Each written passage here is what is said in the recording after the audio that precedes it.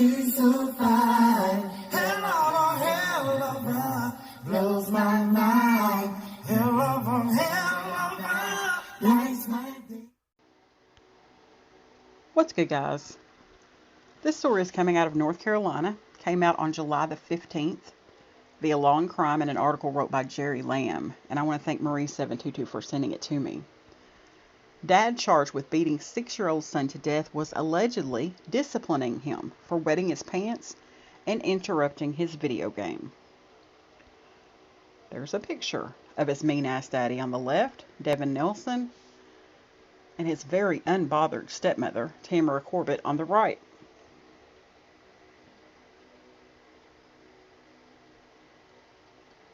A North Carolina, quote, man, end quote, charged with beating his own 6-year-old son to death, allegedly told police he was disciplining him for wetting his pants and interrupting the father's video game playing, Winston-Salem NBC affiliate WXII TV reported. As previously reported by Law and Crime, police officers in High Point arrested Devon J. Nelson, 30 years old, on Sunday after he brought his son into a local hospital where he was pronounced DOA. Hospital officials noticed that the child had suffered a series of serious injuries that included burns, body bruises, cuts all over his body, and severe bruising of his face and eye, and immediately contacted law enforcement authorities who took Nelson and his wife, Tamara D. Corbett, who was also the stepmother, into custody. Police said that the county medical examiner attributed the death of the child to blunt force trauma about the body. Court documents obtained by WXII reportedly stated that Nelson and Corbett initially tried to blame the child's injuries on several highly unlikely innocuous occurrences. The police saw right through that bullshit.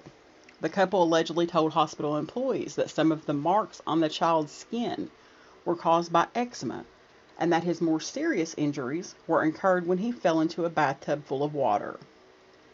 However, doctors and nurses didn't believe that bullshit either and noted that the child was brought into the hospital dry and fully clothed.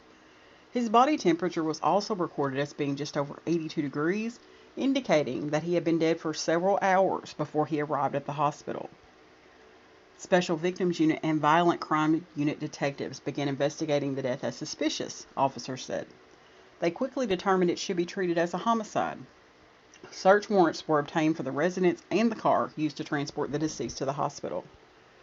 According to the report, Devon Nelson eventually admitted to investigators that before taking his son to the hospital, he had beat him with a switch until the handle broke off. Nelson also allegedly told police that the reason he beat him was because the 6-year-old wet his pants and interrupted this 30-year-old, quote, man, end quote, while he was in the middle of playing video games. WXII additionally reported that Nelson and Corbett's neighbors had called the police several times in the past to report hearing what they believed to be the sounds of children screaming and being physically abused. Officials from the child's elementary school had also reported that he'd come to school with bruises on his face and told administrators that, quote, Dad popped me in the face, end quote. An investigation was opened, but the child reportedly told investigators that his bruise was actually the result of him falling down. Nelson and Corbett are both facing felony child abuse charges. Nelson was also charged with murder, while Corbett has been charged with being an accessory to murder. This case just really pisses me off, in case you can't tell in my voice. First of all, the day the child went to the school and had a bruise on his face and said his dad popped him is the day you believe that. So when the child comes back and tries to change the story, that's a negative right there. They should be held accountable for this as well. You have neighbors saying that the children are screaming and that they believe that the children are being physically abused. That's a problem also. They should be held accountable as well, whoever was in charge of investigating this. This is a sad, sad story. Somebody needs to stand up for these children in these cases, and it just pisses me off when no one does that. Yeah, and I'm not even going to get on these two too much because I could be here all day clowning these two.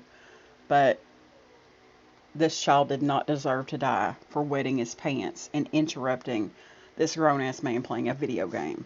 I'm sorry, I just don't agree with that. And I'm going to end the story on that note. Thanks for watching, guys.